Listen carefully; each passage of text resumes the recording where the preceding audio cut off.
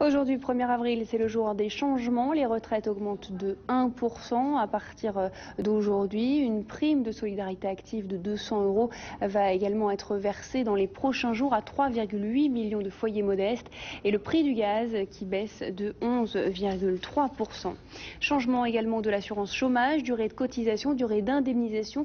Quelles sont les nouvelles règles? Les détails avec Lilia Melconian et Guillaume Biron. Porte du Pôle emploi à partir d'aujourd'hui, sachez que les règles ont changé. Désormais, pour prétendre à une indemnisation, il suffit d'avoir cotisé 4 mois. La durée de vos droits, c'est simple désormais. Voilà, donc un petit problème technique, vous l'avez constaté. Nous vous prions de bien vouloir nous en excuser et nous allons passer tout de suite au reste de l'actualité internationale avant de nous intéresser à l'équipe de France de football qui joue ce soir face à la Lituanie au Stade de France. Le reste de l'actu en bref.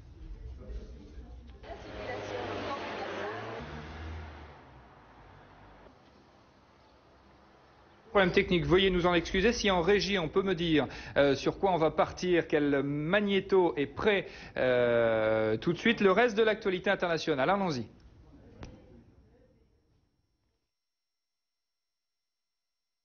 Américain qui violerait son espace aérien pour surveiller le lancement imminent d'une fusée.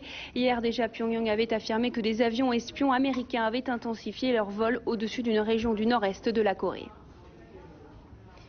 Au Brésil, la polémique enfle à propos de la construction d'un mur prévu pour entourer les quartiers pauvres de Rio. L'objectif est d'empêcher l'expansion de ces quartiers.